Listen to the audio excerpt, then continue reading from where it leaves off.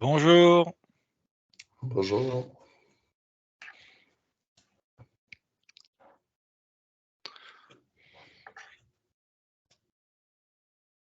Alors, bonjour à tous. Donc aujourd'hui, on va faire une session autour de la Microsoft Marketplace. On a la chance d'avoir Nicolas Liman. Vas-y, Nicolas, je te laisse te présenter. Oui, bonjour et merci d'être là pour cette session autour de la marketplace. Donc, je suis Nicolas Liebman et j'accompagne les éditeurs et les clients sur le sujet marketplace depuis maintenant quelques années. Donc, on reviendra sur les fondamentaux et puis on répondra à l'ensemble de vos questions. Merci. Et du coup, on a aussi Xavier avec nous, Xavier Tranois de Sigilum.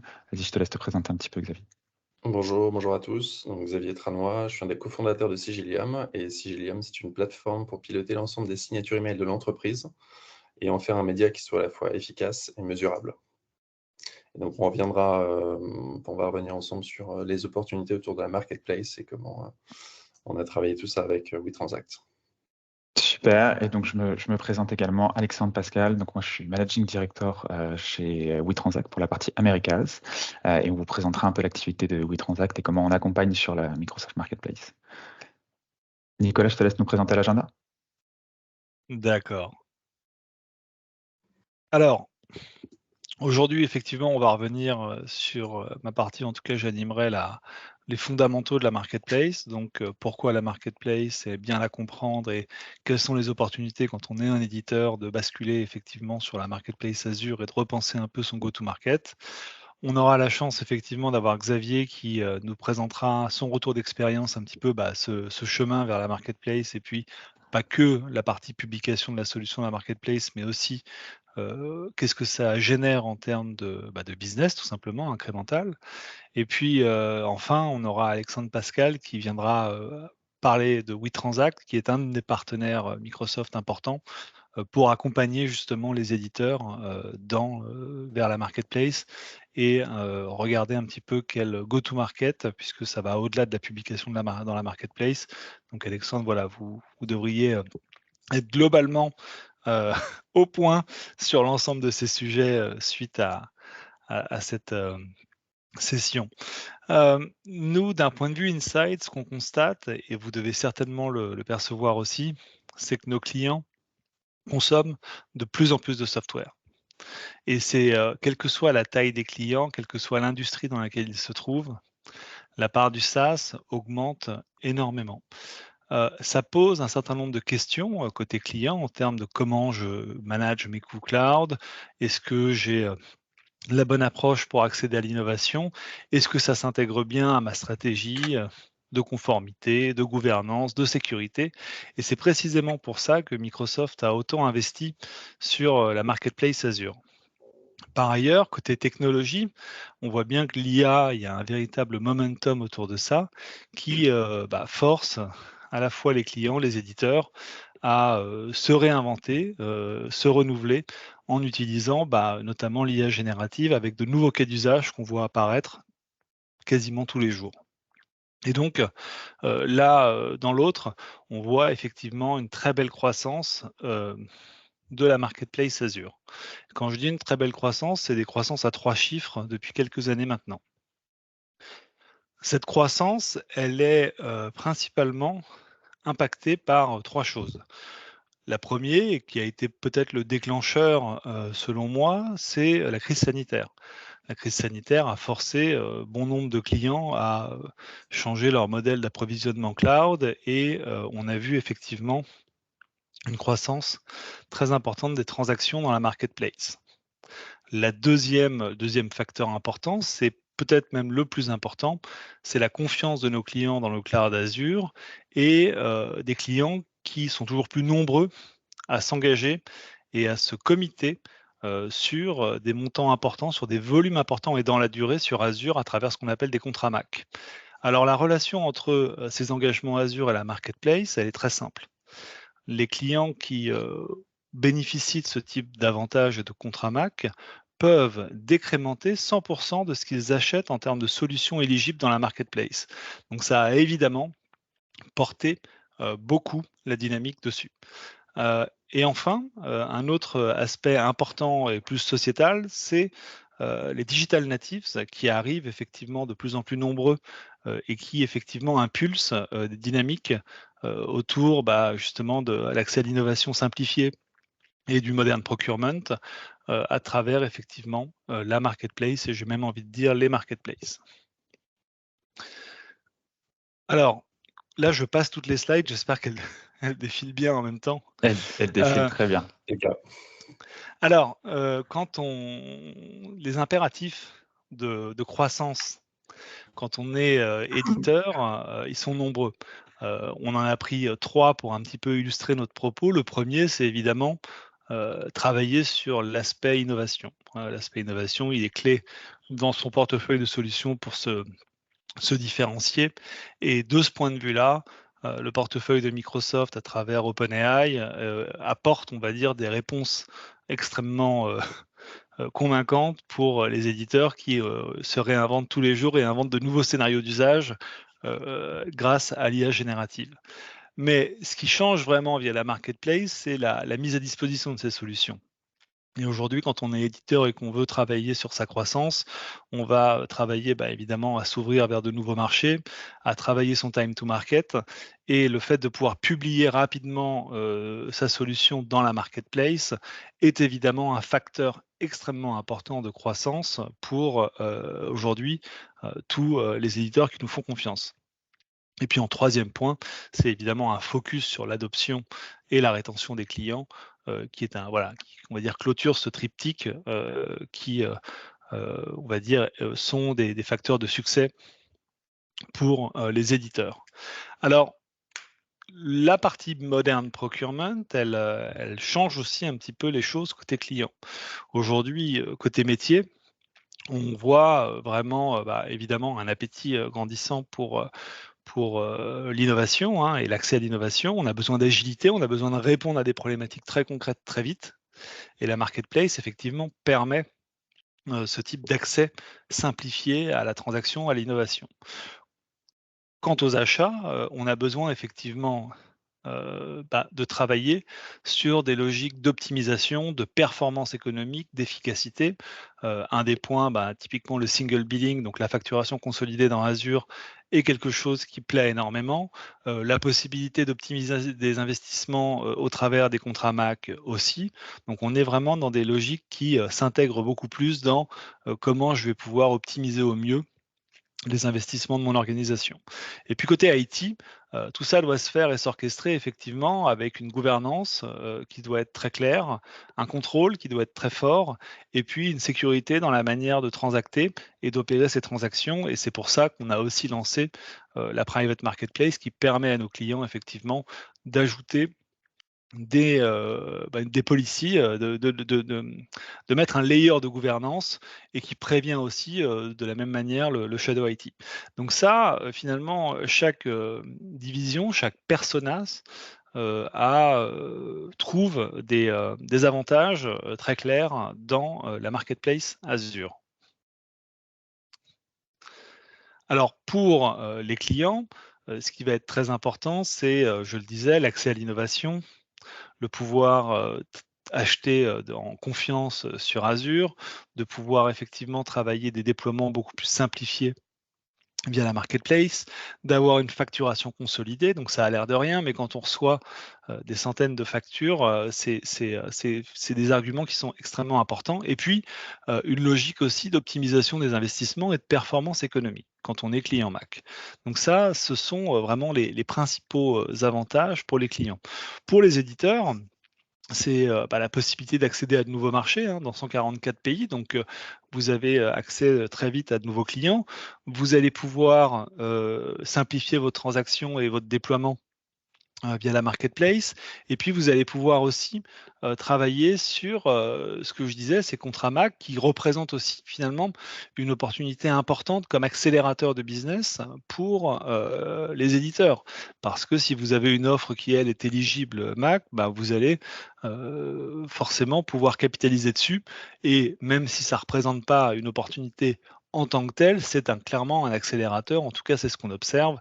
C'est clairement des ventes plus rapides, en tout cas en termes de réduction de cycle de vente et de taille de deal. Donc, ce qu'il faut retenir, c'est globalement, on est au début de l'histoire, donc il n'est pas du tout trop tard pour rejoindre la marketplace, hein. C'est quelque chose, c'est une tendance de fond qui ne va faire que s'accélérer dans les mois qui viennent et les années qui viennent. Ça vous permettra de toucher beaucoup plus de clients dans le monde entier, de pouvoir travailler sur des deals plus gros, plus rapidement, de travailler sur un système de private offer, parce que même si on réinvente tout, ce qu'on ne réinvente pas côté éditeur et client, bah, c'est le besoin de négocier ensemble des transactions. Et donc ça, effectivement, la marketplace offre de manière extrêmement importante un éventail de solutions qui vous permet de refléter exactement le contenu et la structure de vos deals. Donc, il n'y a pas vraiment de limitation de ce point de vue-là. On peut faire de la facturation en pay-as-you-go, en mensuel, upfront, pour 1 an, pour plusieurs années. Tout cela est tout à fait possible. Vous allez pouvoir profiter effectivement des engagements Azure des clients pour accélérer vos ventes. Et puis enfin, Alexandre et je crois Xavier vont revenir un petit peu dessus. Vous allez pouvoir aussi muscler la dimension indirecte de votre business, puisque vous pouvez vous appuyer sur à peu près 400 000 partenaires CSP dans le monde entier. Donc c'est colossal en termes de force de frappe. Si vous devez vous démultiplier, c'est quelque chose de très intéressant et là encore, c'est quelque chose à construire qui, nous semble en tout cas extrêmement important. Alors, pour ça, Microsoft, en tout cas pour les éditeurs, Microsoft a mis en Nicolas, place. Oui? juste, je ne sais pas si tu veux présenter d'autres slides, mais je ne suis pas sûr qu'on les voit encore sur l'écran. Ah si, moi je les vois bien. Ok. Alors, c'est Est-ce que vous juste pouvez nous confirmer, alors il y a un Q&A où vous pouvez poser des questions. Est-ce que vous pouvez nous confirmer que vous voyez bien? Voilà, j'ai les réactions. Super. Ok, super. Alors, Merci. pour les éditeurs, Microsoft a mis cette année, alors en année Microsoft, hein, on parle du 1er juillet au 30 juin, 2 incentives qui nous semblent intéressants. Le premier, c'est vraiment pour vous mettre le pied à la marketplace et vous allez pouvoir toucher entre 10 et 30K dollars dès que vous dépassez pour la première fois 25 000 dollars de transactions dans la marketplace. Donc ça, c'est très intéressant parce que très vite, vous allez pouvoir justement bénéficier de récompenses très intéressantes là-dessus. Alors, ce qui est important, évidemment, parce que là, je simplifie pour ce webinaire, les incentives, c'est de bien regarder les détails des 2 incentives et l'éligibilité des incentives dans le lien que je vous ai mis. Le deuxième point, c'est un incentive sur la croissance Azure. Donc là, Microsoft va vous donner 15% de rebate sur la croissance que vous faites d'un trimestre sur l'autre. Donc la croissance, c'est-à-dire le revenu incrémental qui est généré d'un trimestre sur l'autre. Et donc là encore, c'est une manière aussi de récompenser des éditeurs qui utilisent Azure et de récompenser votre croissance à travers ceci. Comment bien démarrer? Alors, on va bien démarrer de plusieurs manières aujourd'hui, mais on va démarrer surtout par ce programme qui est pas assez connu à mon sens de nos amis éditeurs, qui s'appelle l'ISV Success Programme. Donc l'ISV Success Programme, c'est un programme d'accompagnement pour les éditeurs qui sont désireux de publier une solution dans la marketplace ou qui ont déjà une solution dans la marketplace mais qui souhaitent en publier une autre. Et donc, c'est un programme qui va vous donner à peu près un éventail de 126 000 dollars, c'est ce qui a été valorisé comme ça, de bénéfices très différents. Vous avez des crédits Azure, vous avez du support Azure, vous avez des licences Dynamics, des licences M365 pour les développeurs, des licences GitHub, Visual Studio, vous avez du coaching sur vos architectures, vous avez du coaching et du conseil en marketplace. Donc voilà, il y a tout un éventail de choses qui sont mises à votre disposition. C'est gratuit la première année. Et donc voilà, vraiment, je vous invite à vous inscrire parce que c'est un programme que je trouve extrêmement efficace et qui répond très bien aux enjeux effectivement des éditeurs aujourd'hui. Donc voilà, n'hésitez pas, si vous avez des questions, on vous remettra le lien dans le chat. Mais l'ISV Success Programme, voilà, essayer de candidater. Alors, il faut être évidemment partenaire Microsoft pour pouvoir le faire, mais bon, j'imagine que la majorité d'entre vous le sont. J'en ai terminé et je vais laisser la parole maintenant à Xavier et Alexandre. Super, merci Nicolas. Alors déjà, juste avant de passer à la partie de Xavier, j'ai vu qu'il y avait donc quelqu'un qui a la main levée. Si vous avez des questions, n'hésitez pas à les mettre dans le Q&A. On y répondra à la fin. Et je vois qu'il y a une première question de Fabien, notamment dans le chat. Xavier, à toi, je te laisse nous présenter un petit peu Sigilium. Oui, bien sûr. Donc, Alors, Sigilium, peut-être juste répondre à Fabien. Donc, le MACC, c'est MACC, c'est le Microsoft Azure Commit to Consume. C'est un véhicule contractuel que propose Microsoft à ses clients, des clients Azure, hein, je parle. Et c'est donc c'est un engagement Azure qui permet aux clients qui souscrivent à cet engagement d'avoir des conditions préférentielles sur leur achat d'Azure sous couvert effectivement d'un engagement. Donc c'est voilà, ça marche très bien. Et donc dans le cadre de ces contrats Mac, les clients ont la possibilité d'acheter en marketplace et de décrémenter 100% de ce qu'ils achètent pour toutes les solutions qui sont Mac éligibles, donc des solutions qui sont éligibles. Super, merci Nicolas. Du coup, n'hésitez pas si vous avez d'autres questions, soit on les prendra à la fin des parties, soit à la fin. Xavier, vas-y, je t'en prie, raconte-nous un peu qui est Sigilium. Je vais vous juste donner ça en 3 mots et puis après on parlera un petit peu de l'accompagnement et toute la partie marketplace. Donc Sigilium, c'est une plateforme qui permet de piloter l'ensemble des signatures email de l'entreprise et d'en faire un média qui soit efficace et mesurable. Ça veut dire quoi? Ça veut dire que côté métier, on va pouvoir piloter cet espace-là dans tous les emails qui vont être envoyés en interne, en externe, pour avoir une image de marque qui est homogène et qui est synchronisée dans tous les environnements. Donc, votre Outlook, votre webmail, votre iPhone, votre CRM, de manière à avoir des points de contact qui soient homogènes pour tout le parcours client et que vous puissiez délivrer de l'information ciblée à chaque fois. La deuxième chose, c'est que vous allez pouvoir différencier un peu tous vos messages en interne et en externe en fonction des interlocuteurs et donc avoir quelque chose qui soit très fort. Et vous allez pouvoir mesurer ce que ça vous apporte, c'est-à-dire est-ce que quand je délivre des messages à mes interlocuteurs, ça les intéresse ou pas? Est-ce que ça apporte un trafic qui est qualifié sur mes pages? Et donc, ce qu'on voit côté IT, c'est aussi de faciliter tout ce travail-là de synchronisation des outils, et notamment sur la partie Azure AD, par exemple, pouvoir synchroniser toutes les données facilement de manière intuitive et délivrer de la data dans ces messageries et dans ces CRM qui soient consolidées et avoir une image de marque qui va être à jour, bien pilotée et un média qui va être efficace derrière. Donc ça, c'est le travail de Sigilium au quotidien avec plein d'entreprises. Et on a d'abord développé la vente directe, ensuite commencé à développer la vente indirecte. Et c'est là où on a été mis en relation avec WeTransact, et c'est tout l'intérêt de vous partager ça aujourd'hui pour les éditeurs qui se posent la question de la marketplace. Super, merci beaucoup Xavier. Du coup, j'ai quelques petites questions pour toi, pour partager avec tout le monde ton retour d'expérience. Donc ma première question, c'était quel était ton objectif lorsque vous avez envisagé la création d'une offre transactable dans la marketplace? Alors, l'objectif, c'était de mieux formaliser toute la partie vente indirecte qu'on avait déjà initiée, de manière à permettre à des intégrateurs, revendeurs de pouvoir trouver et directement connecter, donc d'acheter des licences directement depuis la marketplace et de pouvoir les connecter avec les tenants de leurs clients. Le but du jeu, c'est de simplifier tout ça et qu'on ait finalement un seul endroit sur lequel on va pouvoir tout piloter, puisqu'ils ont l'habitude d'une marketplace, soit marketplace directement de Microsoft, soit via des distributeurs, et de pouvoir retrouver ça. Et donc la condition sine qua non pour tout centraliser, tout piloter, c'était de se dire il faut qu'on soit transactable et donc qu'on soit sur la marketplace. Et qu'il y a un point d'achat unique finalement pour ces gens-là, ça soit un peu le one-stop shop sur lequel on va tout trouver.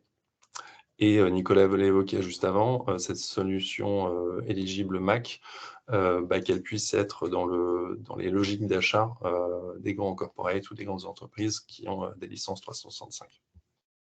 Super. Et est-ce que tu peux nous parler d'un défi particulier que tu as rencontré lors de l'intégration au Microsoft Marketplace et comment est-ce que tu l'as surmonté? Oui, bien sûr. En fait, quand on arrive, devant, chez Microsoft, bah, c'est une énorme machine, c'est une énorme maison. Il se passe beaucoup de choses. Il y a différentes marketplaces, il y a plein de programmes dans tous les sens, et cetera. Donc c'est un peu compliqué de savoir comment s'y retrouver. Et en fait, on s'est dit: «On peut allouer de la ressource pour mettre ça en place, mais ça va nous prendre sans doute beaucoup de temps pour bien tout comprendre sur l'écosystème, l'environnement, les bonnes actions, et cetera».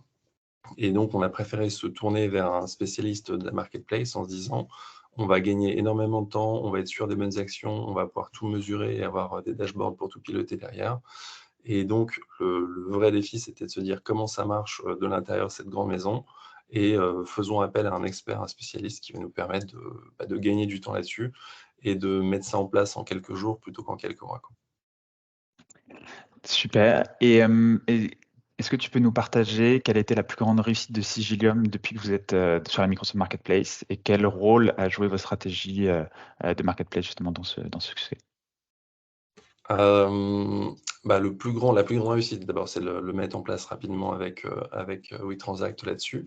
Et puis, c'est surtout de se dire, ça nous permet d'être mis en contact avec des distributeurs, enfin, ça nous a mis en contact avec des distributeurs internationaux, qui sont super intéressés, enthousiastes par le service. D'abord parce qu'il est simple à comprendre et qu'il est simple à mettre en place. Et ensuite, parce que justement, on a fait tout ce travail-là de synchronisation et enfin d'être transactable pour pouvoir avancer de manière plus industrielle et plus efficace avec tous ces interlocuteurs.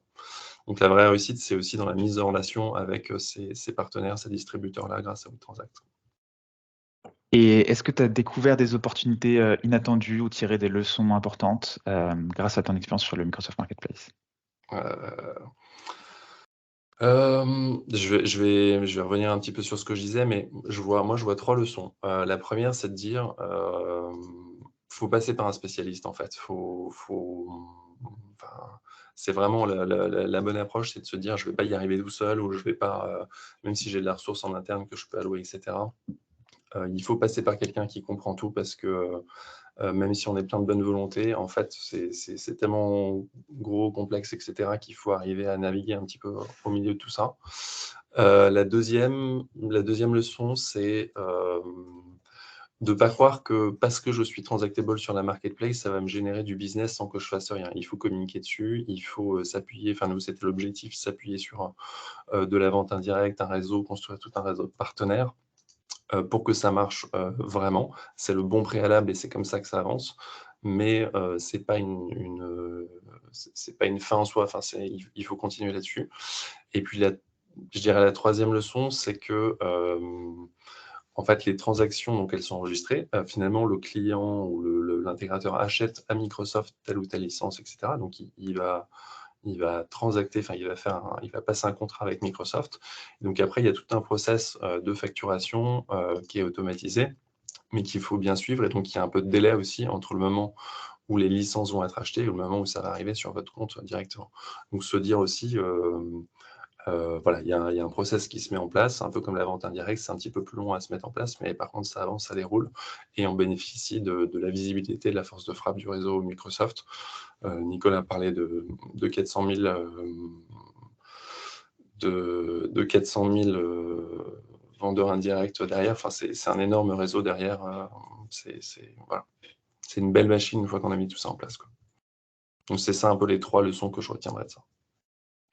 Super. Et je vais te poser une dernière question. Quels sont aujourd'hui tes projets futurs pour la Microsoft Marketplace et comment tu envisages d'évoluer dans cet écosystème? Alors nous, on continue à avancer avec les distributeurs et on a des choses qui sont très prometteuses, donc ça, c'est chouette. Et puis on va continuer à élargir un peu ce réseau-là. Nous, on cherche aussi à être mieux identifiés, à travers cette opération-là. Il y a d'abord le fait de devenir éligible Mac. On n'est plus très loin et donc c'est un vrai enjeu derrière et d'être mieux identifié par l'écosystème Microsoft et les équipes, parce que c'est ce que je disais un peu au début, il y a tellement d'équipes, il y a tellement de choses qui se passent en même temps, chez Microsoft que, c'est l'opportunité d'être plus visible, de mieux travailler avec tout cet écosystème-là et de faire plus de business ensemble, quoi.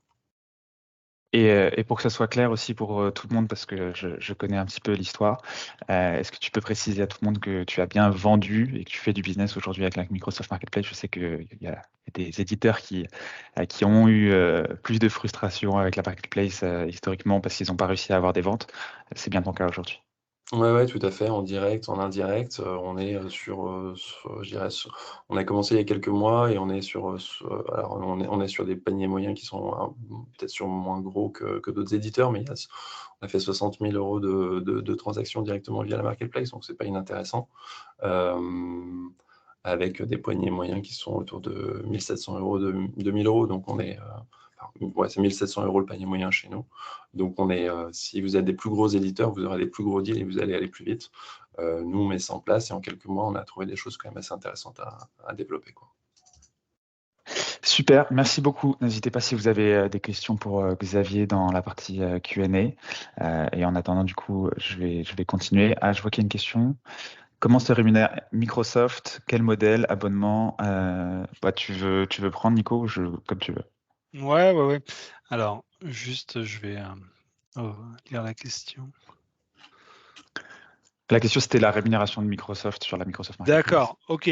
Alors, aujourd'hui, on a un flat fee de 3% donc quand vous facturez, en fait, quand un client achète 100 dans la marketplace, donc nous, on facture le client et on vous rend 97. Donc, il y a 3% effectivement de fee dans la marketplace Azure.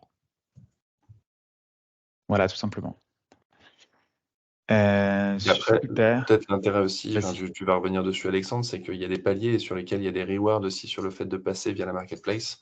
Et donc, c'est intéressant d'atteindre ces paliers et de se dire, OK, les 3%, ils sont aussi contrebalancés par de l'accompagnement Microsoft, le fameux ISV programme dont parlait Nicolas, et puis des incentives qui sont régulièrement, avec des paliers d'incentives, quoi. Complètement. C'est ce que a présenté Nicolas tout à l'heure. Alors, moi, je vais vous parler un petit peu de WeTransact. Qu'est-ce qu'on fait? Donc, nous, on accompagne les éditeurs de logiciels autour de l'intégration, la gestion du Microsoft Marketplace et également sur la stratégie de go-to-market. Je voulais revenir juste un petit peu sur la raison pour laquelle aujourd'hui vous êtes ici. Généralement, il y en a plein. Il y a plein de termes différents chez Microsoft. Donc, être transactable, être IP co-sell, être Mac eligible, une incentive. En fait, quand on prend un step back, quand on regarde un petit peu la raison pour laquelle les éditeurs s'embarquent dans ce journée, dans ce partenariat avec Microsoft, il y a une seule raison, c'est de générer plus de revenus. Et la question qu'on a systématiquement quand on commence les discussions avec les éditeurs, c'est OK, mais moi en particulier, combien de revenus je vais générer en plus? Et donc là-dessus, on a quelques éléments de réponse. Les premiers éléments de réponse, il y en a deux. Le premier, c'est il y a une étude qui a été faite par Microsoft avec Forrester autour du ROI sur la Microsoft Marketplace. Et aujourd'hui, en moyenne, ce qu'on voit au niveau des éditeurs, c'est un ROI autour de 587% de retour sur investissement. Ce que nous, on voit chez nos clients, c'est qu'on a un retour sur investissement qui va être en général autour de 3 mois. Évidemment, c'est variable selon la stratégie, la priorisation que vous avez en interne. Et on va avoir un ROI qui va être entre x3 et x10 par rapport à l'investissement initial que vous avez mis en place. Ensuite, une fois qu'on a répondu à cette question autour de finalement la profitabilité d'un investissement dans le Microsoft Marketplace, il y a une deuxième question qui vient systématiquement, c'est est-ce que je suis éligible? Et donc là, il y a plein de cas possibles. Il y a énormément d'éditeurs potentiels. Donc on a des discussions autour de qu'est-ce qu'une solution SaaS pour le Microsoft Marketplace et pour Microsoft, quels sont les critères. On a des discussions autour du fait que certains éditeurs ont un provisioning qui est un peu compliqué. On va avoir aussi d'autres éditeurs qui veulent avoir leur prix finalement qui ne soit pas public et transacté uniquement par des négociations individuelles et donc des contrats privés. La réponse est relativement simple. Dans à peu près tous les cas, on est capable de faire quelque chose sur la Microsoft Marketplace parce qu'en fait, c'est relativement flexible et il y a pas mal de choses qu'on peut faire. Donc, honnêtement, si vous arrivez à me prouver le contraire, je serais assez surpris. Ensuite, je voulais revenir un petit peu sur les avantages qu'a présenté rapidement Nicolas autour de la marketplace. Nous, on les voit autour de 3 grands piliers sur cette notion de génération de revenus.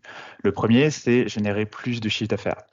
Donc, pour générer chiffre d'affaires, il y a plusieurs façons de le faire. La première, c'est travailler sur les clients entreprises avec le fameux Mac Eligible et la vente avec les commerciaux Microsoft. Le deuxième, c'est de créer un réseau de distribution avec les revendeurs Microsoft dans le monde.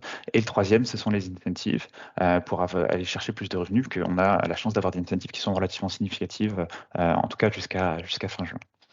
La deuxième partie, c'est de réduire les coûts. Et donc, pour réduire les coûts, on va avoir toute la partie facturation, le fait de collecter les paiements, parce qu'évidemment, c'est plus difficile pour un client de ne pas vous payer quand il s'agit d'une facture Microsoft que quand on est une startup, par exemple, et qu'on est un peu plus petit. On a aussi les coûts au niveau de l'international. On limite énormément de coûts sur la vente internationale parce que Microsoft va gérer un certain nombre d'éléments pour soi autour de la partie légale, taxes, etc. Et on peut du coup développer aussi ces canaux de vente. Et donc, ça, c'est quelque chose qui va être assez important pour pouvoir diversifier ces facteurs de croissance en tant qu'entreprise. Et je pense notamment aux startups qui vont avoir ce type de sujet autour de la levée de fonds. Ensuite, on va avoir la réduction des coûts. Et donc, au niveau de la réduction des coûts, il y a le fait de pouvoir être sûr de gérer tout ce qui va être compliance au niveau international, le fait d'utiliser donc au niveau de la réduction des risques, pardon, d'utiliser donc la confiance et l'image qu'a Microsoft à travers son écosystème, de pouvoir faciliter aussi la partie taxe et donc avoir Microsoft qui gère les taxes pour vous lorsque vous allez dans certains pays. C'est pas tous les pays dans le monde, mais honnêtement les plus gros marchés sont couverts. Et enfin, le fait de pouvoir réduire les coûts dans la manière dont vous allez être payé. Une fois qu'on a vu un peu tout ça, finalement, qui on est nous, WeTransact, et qu'est-ce qu'on fait, comment on vous accompagne. La réponse, elle est relativement simple. Aujourd'hui, si vous lancez dans un projet d'intégration dans le Microsoft Marketplace, ça vous demande d'avoir déjà un investissement en termes de ressources techniques pour pouvoir le mettre en place. Et généralement, c'est quelque chose qui peut prendre quelques mois. Évidemment, tout dépend derrière la priorisation que vous avez en interne et le nombre de personnes que vous avez à disposition. Nous, aujourd'hui, on automatise ce processus-là et on l'automatise en 5 jours, sans équipe technique. Quand je dis 5 jours, en réalité, c'est 30 minutes de votre temps pendant 5 jours de suite. Et au bout de ces 5 jours-là, vous êtes transactable sur le Microsoft Marketplace. Ce qu'on vous propose, évidemment, ce n'est pas juste l'intégration. C'est un logiciel SaaS. Et ce logiciel SaaS, il vous permet donc de rendre extrêmement simple la publication, mais aussi la modification de vos offres sur le Microsoft Marketplace par vos équipes commerciales et marketing directement. Il vous permet aussi d'avoir finalement un outil qui vous permet de générer des contrats et de suivre des rapports financiers détaillés de toutes vos ventes. On a construit ceci autour d'une volonté de croissance avec des outils qui sont faits pour les commerciaux et on va les détailler un petit peu plus tard. Je vais le détailler un petit peu plus tard dans le go-to-market. On s'assure aussi que vous respectez tous les critères de partenariat Microsoft, notamment autour du COCEL, du MAC et du PRACR. Et enfin, pour moi, le plus important, on vous apporte du conseil pour la création d'un go-to-market qui soit proactif, parce qu'aujourd'hui, on voit que sur la Microsoft Marketplace, vous devez être proactif pour pouvoir générer du business. Vous allez en générer de façon relativement certaine, mais par contre, il faut avoir une approche proactive et donc il faut avoir les connaissances qui vont avec pour pouvoir savoir comment le faire. Si on regarde finalement les 3 canaux du Microsoft Marketplace, le premier, c'est la partie web. Donc aujourd'hui, on a quand même un certain nombre de visites au niveau international sur les différentes offres. Néanmoins, on n'est pas encore sur une mécanique qui est extrêmement mature. C'est pas là où vous allez trouver le plus gros ROI à terme, et on va se concentrer plutôt sur le point 2 et 3, en tout cas chez WeTransact en termes d'approche. Sur la deuxième partie, on va avoir donc la vente avec les commerciaux Microsoft dont on parlait tout à l'heure. Et enfin, on va avoir la vente avec les revendeurs Microsoft, les fameux 400 000 revendeurs internationaux. En termes de go-to-market, notre approche, elle va se résumer en 2 parties. La première partie autour du co-sell, donc de la vente avec les commerciaux Microsoft. On a un processus qui est d'avoir une première étape autour d'une formation pour vous expliquer finalement autour de donc quels sont les canaux de vente et comment vous pouvez mieux identifier ces canaux de vente. Donc notamment autour du co-sell, on va vous expliquer quels sont les types de commerciaux, qu'est-ce que vous pouvez demander à quel type de commercial. Voilà, avoir vraiment une compréhension détaillée de finalement une balance qui est très importante, qui est qu'est-ce que vous allez apporter à ce commercial Microsoft et quel type d'effort vous pouvez aligner en face de ce profil-là pour chacun des différents commerciaux qui existent chez Microsoft. On va également, derrière, vous aider à identifier une liste de comptes définis qui va être Mac eligible, donc qui sont non seulement vos prospects, mais qui ont aussi un intérêt particulier parce que vous êtes sur la Microsoft Marketplace, qui vont derrière être ceux sur lesquels on va se concentrer en premier temps, notamment en formant vos équipes autour de ce discours, autour de la façon d'interagir avec les différents commerciaux Microsoft, tout ça avec une approche via des templates. Une fois qu'on est arrivé finalement à cette première étape, on va aller jusqu'à une première vente. Et cette vente-là, on va en faire un business case. Ce business case, ça fait partie de l'ADN de Microsoft. On va le recommuniquer derrière assez largement auprès des équipes qui ont des comptes similaires pour essayer de commencer à générer de l'intérêt, générer de la discussion avec ces équipes-là. Une fois que ça s'est fait, l'objectif, c'est d'avoir aussi un résultat qui soit pérenne dans le temps. Et donc, on va mettre en place une dynamique avec vos contacts Microsoft, notamment de revue de pipeline. Et enfin, on va arriver à la dernière étape, généralement, qui est le fait d'arriver à un statut de top tier partner. Et donc, qui va vous permettre d'avoir des leads entrants de façon beaucoup plus systématique, notamment parce que vous êtes beaucoup plus flagué au niveau des équipes Microsoft en interne. En termes d'outils, j'en ai parlé juste avant, nous, dans notre plateforme, on vous met notamment un modèle de propensité qui vous permet d'avoir l'information, donc ce n'est pas une information qui est publique, c'est pour ça que c'est un modèle de propensité, sur finalement quels sont les comptes qui ont des Mac aujourd'hui et donc qui sont Mac eligible pour pouvoir vous concentrer dessus. Vous avez un certain nombre de filtres par employé, revenu, industrie, je ne vous ai pas mis tous les filtres, il y a évidemment le pays, la région, etc., qui vous permet du coup de pouvoir passer aussi à l'échelle dans votre démarche finalement de liste de comptes directement. Ensuite, ça c'était la première partie, la partie co-sell. Si on se concentre sur la partie partenaire, aujourd'hui, nous, on voit trois grandes problématiques dans la création d'alliances avec les partenaires. La première, c'est le fait de choisir le bon partenaire, puisqu'on a un écosystème qui est très large avec plein de business models, avec plein d'ADN différents. Et donc, c'est comprendre quel est le bon partenaire pour moi. Ensuite, on va avoir la partie profitabilité, donc c'est comment je construis une offre qui est profitable pour le partenaire de manière à ce qu'il puisse avoir le bon niveau finalement d'intérêt dans mon offre, mais également pour ses commerciaux. Et enfin, on va avoir la dernière partie qui est finalement de créer un plan d'exécution. Et donc souvent, il peut exister une perception qu'à partir du moment où on a fait toute la première étape, on n'a pas besoin de couvrir ce troisième point, qui est finalement un plan d'exécution précis en termes d'exécution. Donc, marketing, commercial, technique, voilà, qui prend les actions à quel moment entre le partenaire et l'éditeur de logiciel. Notre accompagnement, il est en 5 étapes sur la partie partenaire. La première étape, c'est d'identifier les bons partenaires. Donc, on vous fait une formation, on vous explique un peu tout l'écosystème, on vous aide à écrire un premier persona de partenaire de manière à ce que vous puissiez finalement vous concentrer sur cette liste-là. On vous aide aussi à créer votre offre et à discuter un peu de tout ce qui va être profitabilité autour de votre offre. Et une fois que ce premier travail est fait, on va récupérer ce persona et on va utiliser une base de données qualifiée qu'on a de notre côté pour vous donner une liste de comptes qui sont des partenaires qui correspondent à ce persona et qui ont le meilleur potentiel. L'idée, c'est de pouvoir le valider ensemble. Donc, on peut avoir quelques allers-retours pour finaliser cette liste de comptes. Une fois que c'est fait, on va passer au niveau de l'introduction ici. Et donc, l'introduction, elle peut être faite de différentes façons. Elle peut être faite par nous si on connaît directement le partenaire. Elle peut être faite également par vos contacts Microsoft ou les nôtres si besoin en termes de réseau. Pour la partie plus logistique, entre guillemets, là, on va avoir la Microsoft Marketplace qui me permet finalement d'avoir toute ma logique de flux de transactions qui est déjà intégrée.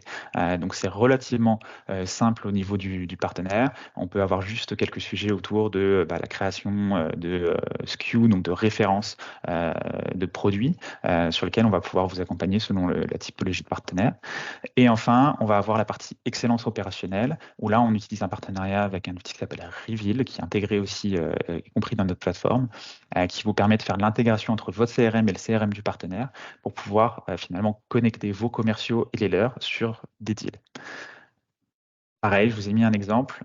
Donc là, je ne vais pas tout vous montrer dans Reveal, ce n'est pas l'objet du jour, mais là, on est sur la vue d'un commercial qui voit son pipeline.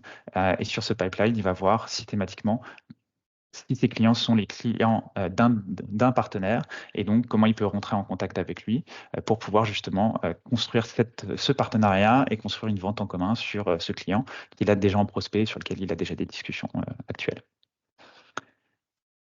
Voilà, c'était tout pour moi aujourd'hui. N'hésitez pas si vous avez des questions, on va rester quelques minutes dans le Q&A, il nous reste 3 minutes pour prendre les questions. Et sinon, bah, du coup, on fermera le call à la fin des questions-réponses.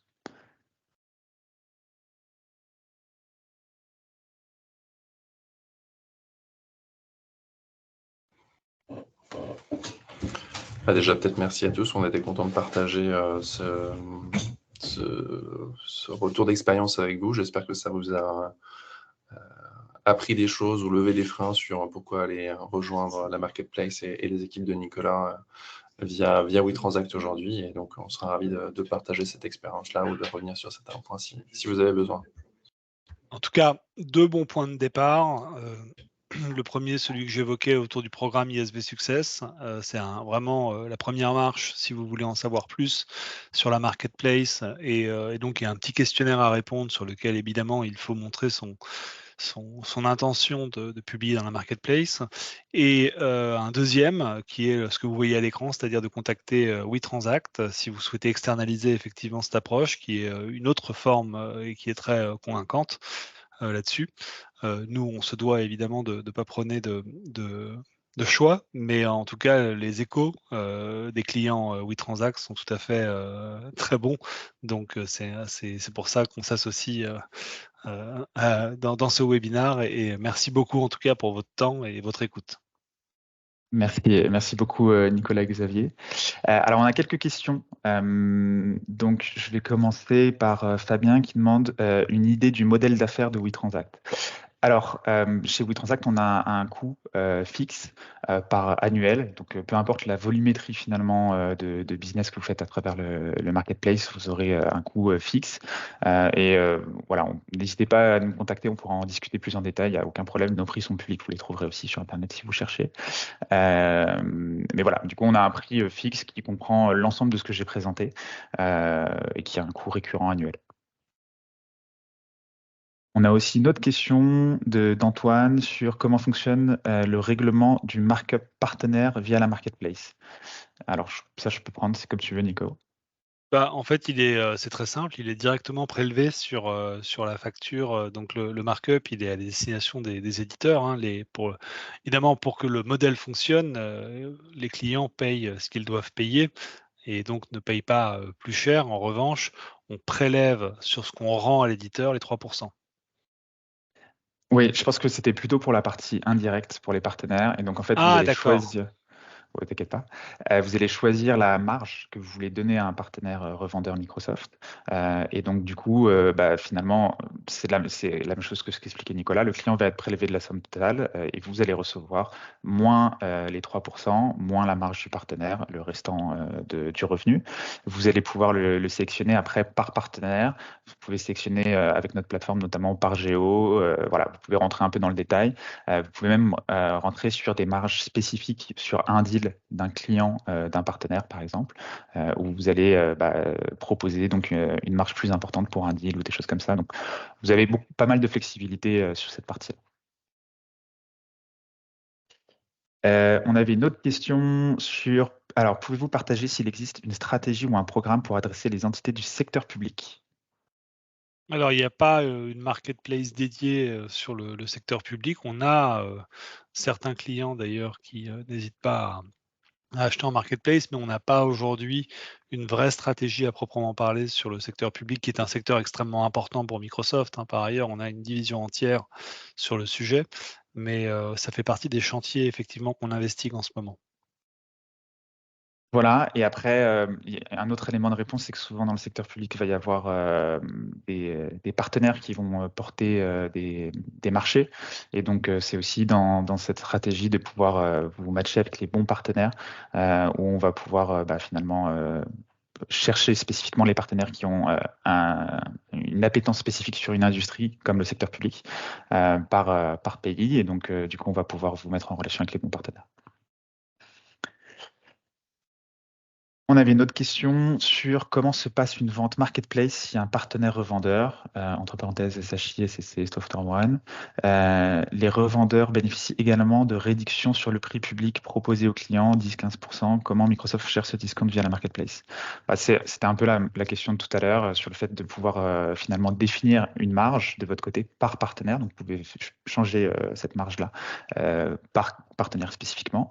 Et que vous avez, et par offre. Donc, en fait, sur votre offre, vous allez avoir différents pricing. Et donc, sur chaque pricing, vous pouvez définir une marge pour un partenaire. Et donc, ça, vous allez mettre en place une fois. Et après, à chaque fois qu'ils vont transacter votre offre, quand ils vont l'avoir, ils auront accès à cette marge sur le prix de vente qu'ils vont récupérer. Vous récupérez le restant du revenu. Hop, j'ai une autre question de Martial. Est-ce que WeTransact va jusqu'à développer les développements permettant de lier la marketplace Azure à la solution SaaS de l'éditeur? Donc, tout dépend ce qu'on veut dire par ça. En fait, il faut bien comprendre que la marketplace, c'est une logique de flux transactionnel. Vous n'allez pas avoir une logique de déploiement. Donc, ce que nous, on va faire, c'est qu'on va faire une intégration entre notre plateforme et la marketplace Azure. Et on va vous donner cette plateforme pour pouvoir faire la gestion de la marketplace Azure. En fait, c'est la marketplace en version SaaS, si vous voulez, pour simplifier les choses. On ne va pas faire d'intégration directement avec votre solution. Sur certains cas un peu spécifiques, notamment les prix à la consommation, on va vous partager un peu de documentation sur comment mettre en place des automatisations pour reporter la consommation auprès des marketplaces Azure, mais on ne va pas faire l'intégration pour vous, tout simplement parce que c'est des API qui sont liés à vos systèmes IT, et donc c'est pas des choses aujourd'hui que nous on gère. Je ne sais pas si ça répond à la question, n'hésitez pas si besoin. Et on a une autre question de Fabien. Y a-t-il un événement marquant, le fait que l'éditeur devient transactable, par exemple, une signature de contrat avec Microsoft ou une annonce publique Microsoft? Tu veux prendre celle-là, Nicolas? Ouais, alors, oui, j'essaie de lire les questions, mais je les vois pas en même temps dans le chat. Alors, en fait, il y en a qui... nous, tu sais, on a la modération, donc on a un petit onglet In Review, et après, il faut les publier, tu vas les trouver dans Published. Mais sinon, je te lis la question, c'est peut-être plus simple. La question, c'était, y a-t-il un événement marquant, le fait qu'un éditeur devient transactable, par exemple une signature de contrat avec Microsoft ou une annonce publique par Microsoft? Entre parenthèses, c'est pour gérer notre communication autour d'un événement partenariat avec Microsoft. D'accord, ok. Alors, en fait, on a des milliers de solutions qui se publient dans la marketplace, donc on ne peut pas malheureusement faire une communication ad hoc sur chaque publication dans la marketplace. Après, au cas par cas, on ne ferme pas la porte évidemment à cela, mais voilà, je préfère juste manager un petit peu les attentes de ce niveau-là. Effectivement, il peut y avoir de temps en temps un blog ou une communication. Vous pouvez en faire une, ça c'est sûr. Maintenant, voilà, Microsoft prend pas souvent la parole et peut pas se permettre effectivement de prendre la parole sur chaque publication parce que on ferait que ça. Donc c'est Et peut-être pour complémenter, donc en fait, ce qu'on fait généralement, c'est que nous, on vous partage des templates pour pouvoir vous communiquer dessus. Vous avez tout à fait le droit de communiquer sur le fait que vous êtes transactable sur la marketplace. Et après, vous avez dans les rewards Microsoft différents paliers selon le niveau de revenu que vous avez fait pour pouvoir obtenir des communications. Ça va jusqu'à des articles de blog ou des choses comme ça pour les plus gros paliers. Nous, ce qu'on vous recommande, c'est de ne pas l'utiliser tout de suite et d'attendre d'avoir vraiment... Donc déjà, ils ne sont pas disponibles tout de suite, il faut faire un certain nombre de revenus. Mais même, on vous suggère d'avoir un vrai business case sur lequel vous voulez communiquer plus largement. Et donc, vous allez pouvoir utiliser après ces rewards Microsoft pour pouvoir communiquer. Donc, il y a un aspect programmatique, ça fait partie des programmes Microsoft, mais je pense que ce que veut dire Nicolas, c'est que c'est pas si simple que ça. Vous n'allez pas l'avoir dès le début, c'est quelque chose que vous allez construire un peu plus dans le temps. Donc, on ne vous recommande pas de communiquer purement et simplement sur le fait que vous êtes sur la marketplace, mais de communiquer plus globalement sur des business cases et des vraies histoires auprès de vos clients via la marketplace.